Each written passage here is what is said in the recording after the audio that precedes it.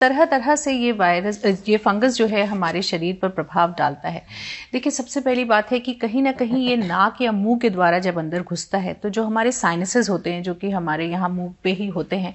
वो साइनसेस को वो इन्फेक्ट कर सकता है। वहाँ से वो हमारी आंखों में जा सकता है, वहाँ से वो हमारे ब्रेन में जा सकता है, वहाँ से वो हमारे लंग्स में भी जा सकता है। तो ये हमारे ऑर्गन्स हैं जिनको वो इन्फेक्ट कर सकता है। उसके अलावा जैसे कि डॉक्टर साहब ने बताया, जो बच्चे होते हैं जिनमें कुपोषण होता है, या जो बच्चे प्री मेच्योर पैदा होते हैं जिनका वजन कम होता है, उन लोगों में भी देखा गया, उन बच्चों में भी, कि उनके पेट पे ये सीधा असर करता है, उनकी आंतों पर ये सीधा असर करता है। तो उस तरह की दिक्कत सामने आ सकती है और कभी कभी ये पूरे शरीर में भी फैल जाता है। तो ये जिसे हम डिसेमिनेटेड बोलते हैं, तो वो भी एक दिक्कत है जिसमें कि हार्ट है, स्प्लीन है, हमारे शरीर के कई ऐसे जो महत्वपूर्ण ऑर्गन्स होते हैं उनको ये इन्फेक्ट करता है। अब चिंता की बात यहाँ पर इसलिए है कि पहली बात ये है कि ये घातक हो सकता है, यानी कि इससे जान जाने की बहुत संभावनाएं होती हैं। दूसरी बात यह है कि जब ये फंगस जो है बहुत ज़्यादा अगर फेस पे बढ़ जाए तो कई बार जौ काटना पड़ता है, कई बार नाक काटनी पड़ती है। तो इसकी वजह से जो सर्जरीज करनी पड़ती हैं वो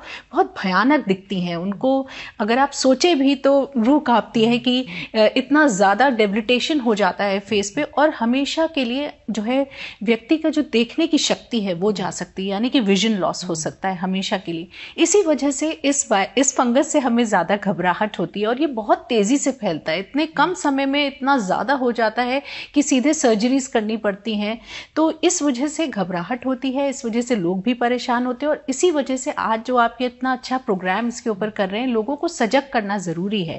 और खास तौर से अभी कोरोना के समय में लोगों को जो स्टेरॉइड थेरेपी दी जा रही है, और जो कोरोना के समय में खास तौर से डायबिटीज के मरीज हैं, या जिनकी लंबे समय से इलाज चल रहा है, ट्रांसप्लांट के पेशेंट्स हैं, कैंसर के पेशेंट्स हैं, जिनका इम्यूनिटी लेवल पहले से कम होता है, उन लोगों में देखा गया है कि ये इन्फेक्शन होने की संभावनाएं ज्यादा हैं। ऐसे में खास तौर से अगर आपको ऐसा लगता है कि नाक में रुकावट महसूस हो रही है, या आपको लगे कि सांस लेने में ज्यादा दिक्कत हो रही है और वो नाक की वजह से है, कोई सांस छाती की वजह से नहीं है, नाक की वजह से है, या अगर लगे कि आंखें सूज रही हैं या चेहरा सूज रहा है, या नाक में से काले काले जो है क्रस्ट निकल रही है, या जैसे कि डॉक्टर साहब ने बताया कि मुंह के अंदर पैलेट पे अगर ऐसा लगे कि काले काले छाले से पड़ रहे हैं या क्रस्ट बन रही है, तो ये सब शुरुआती संकेत हैं जो आपको तुरंत जो है डॉक्टर से संपर्क करना चाहिए, पकड़ना चाहिए उसको, कि कहीं ना कहीं ये हमें फंगल इन्फेक्शन तो नहीं हो रहा है और ये जानलेवा हो सकता है। इसलिए तुरंत डॉक्टर से संपर्क करें ऐसे में।